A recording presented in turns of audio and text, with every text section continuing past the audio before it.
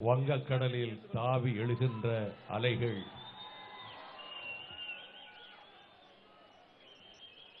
ஊழல் மேடுகளை தகர்த்து கரைத்து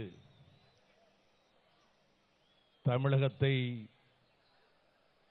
ஊழல் மயமாக்கிய அனைத்திந்திய அண்ணா திராவிட முன்னேற்றக் கழகத்தையும் திராவிட முன்னேற்றக் கழகத்தையும் அதல பாதாளத்திலே வீசி எறிந்து தேசிய முற்போக்கு திராவிட கழகம், மக்கள் நல கூட்டணி, தமிழ் மாநில காங்கிரஸ் கட்சி இணைந்த மாற்று அரசியல் வெற்றி கூட்டணியை ஆட்சிவிடத்திலே அமர வைக்க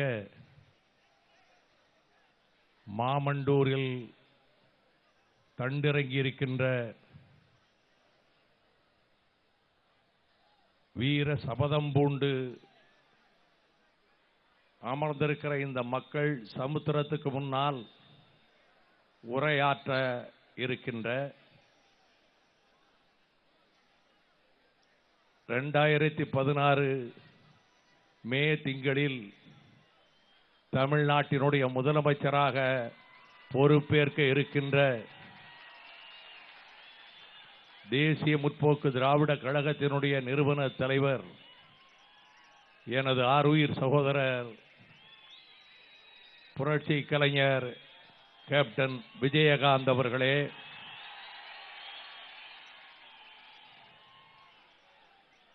தமிழ் மாநில காங்கிரஸ் கட்சியினுடைய மதிப்புமிக்க தலைவரும் என் நினைவை விட்டு எந்நாளும் அகலாத போற்றுதலுக்குரிய ஐயா ஜி.கே. மூப்பனார் அவர்களினுடைய அருமை திருமகனுமாகிய எனது ஆருயிர் சகோதரர் ஜி.கே. வாசன் அவர்களே, மார்க்சிஸ்ட் கம்யூனிஸ்ட் கட்சியின் மாநில செயலாளர் ஆருயிர் தோழர் வழக்கறிஞர் ஜி. ராமகிருஷ்ணன் அவர்களே, இந்திய கம்யூனிஸ்ட் கட்சியின் மாநில செயலாளர் ஆருயிர் தோழர்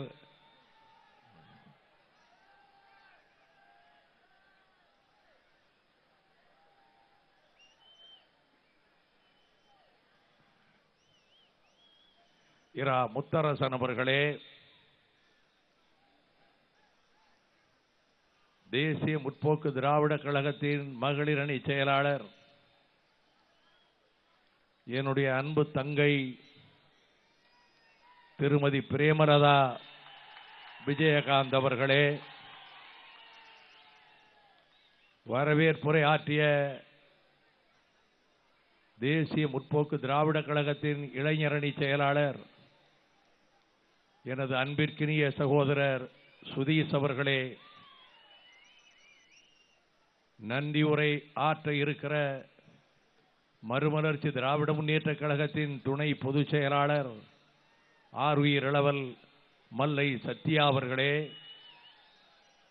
மேடையிலே அமர்ந்திருக்கின்ற கூட்டணி கட்சிகளின் மதிப்புமிக்க மாவட்ட செயலாளர்களே, இயக்க முன்னோடிகளே, அன்புடைய தாய்மார்களே, அருமை பெரியோர்களே,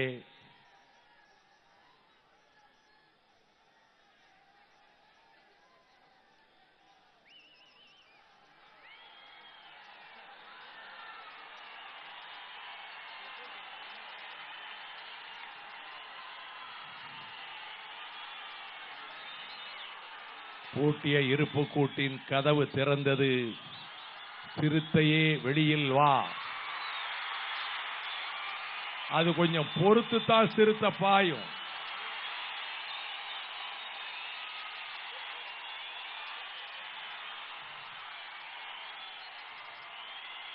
தொண்டு செய்து பழுத்த பழம் தூயதாடி மார்பில் விழும் மண்டை குகையில் சிறுத்தை எழும் என்று பாவேந்தர் பாரதிதாசன் கூறினார்.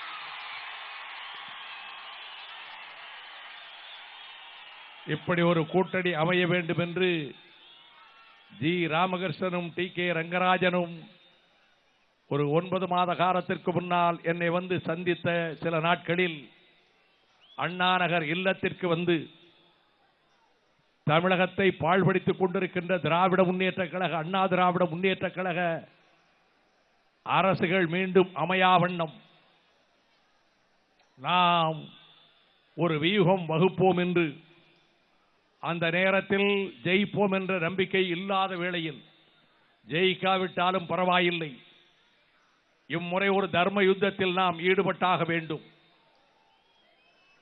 நாம் இல்லாவிட்டால் வேறு யார்? If not we then who என்று அந்த எண்ணத்தை பதிய வைத்ததோடு மட்டுமல்ல, 8 மாத காலம் 4 கட்சியின் தோழர்களும் தலைவர்களும் கண்ணுக்கு இமையாக, விரலுக்கு சதைக்கு நகமாக வெள்ளம் பாய்ந்த பொழுது நிவாரணப் பணிகள் செய்வதில், மலக்கழிவுகளை கூட கரங்களிலே அருவருப்பு காணாமல் அள்ளுவதில், தெரு தெருவாக சென்று அந்த மக்கள் துயரத்தை போக்குவதில், மாவட்ட செயலாளர்கள் கூட்டத்தை ஒருங்கிணைத்து திருச்சியிலே நடத்துவதில், 5 கட்ட சுற்றுப்பயணத்தை தமிழகத்தினுடைய அனைத்து பகுதிகளிலும் கோடிக்கணக்கான மக்களை சந்திப்பதில், இப்படி ஒரு மக்கள் நல கூட்டணி தமிழக வரலாற்றில் எந்நாளும் ஏற்பட்டதில்லை என்பதை நிரூபித்து காட்டுவதற்கு அதனுடைய அடித்தளம் அமைத்த தூண்களில் ஒருவரான விடுதலை சிறுத்தைகள் கட்சியினுடைய நிறுவன தலைவர் எனது ஆருயிர் தம்பி உடையான் படைக்கு அஞ்சான் என்று பல கட்டங்களிலே எனக்கு நிரூபித்திருக்கிற ஆருயிர் தம்பி தொல் திருமாவளவன் அவர்களே,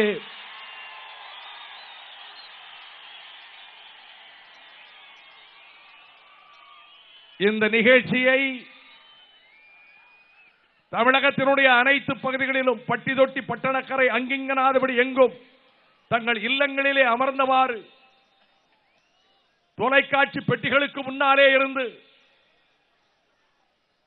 செவியால் கேட்டும் கண்களால் பார்த்துக் கொண்டு இருக்கின்ற எனது வணக்கத்துக்குரிய தமிழ் பெருமக்களே, ஜனநாயகத்தின் செவிகளாக விழிகளாக நான் எந்நாளும் கருதுகிற பத்திரிகையாளர்களே, தொலைக்காட்சிகளின் ஒளிப்பதிவாளர்களே,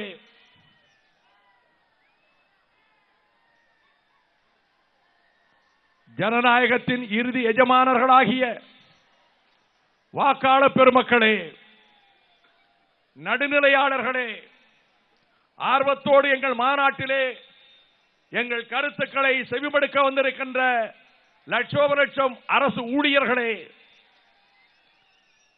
கூற்றுடன்று மேல்வரினும் கூடி எதிர்க்கும் ஆற்றல் அதுவே படை என்ற வள்ளுவன் வாய்மொழிக்கு இலக்கணமாக வாயும் ஈட்டிக்கும் இமை கொட்டாது மார்பு காட்டுகின்ற கூட்டம் எங்கே?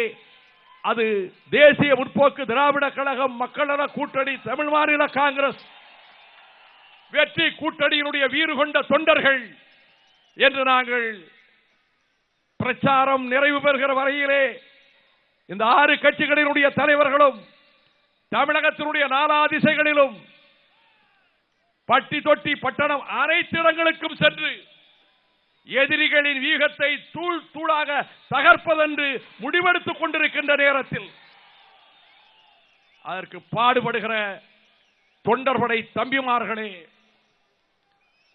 என் சிரம் தாழ்ந்த வணக்கம். வரலாறு மீண்டும் திரும்புகிறது.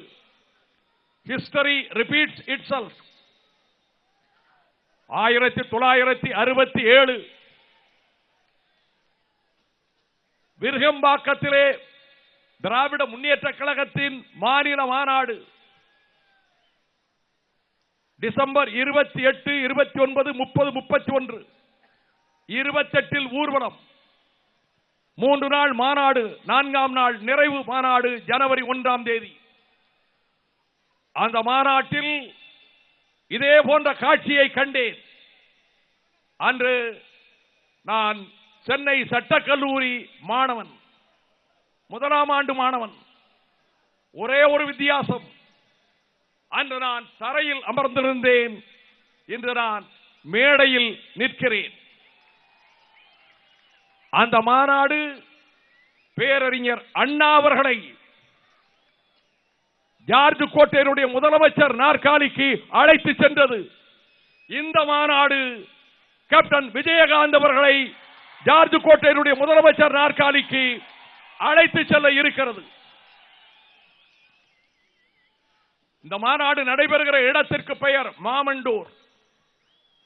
மா என்றால் யானை, லட்சுமி, சரஸ்வதி, அழகு, செல்வம் என்று பொருள்படும். அனைத்தும் மண்டி கிடந்ததால்,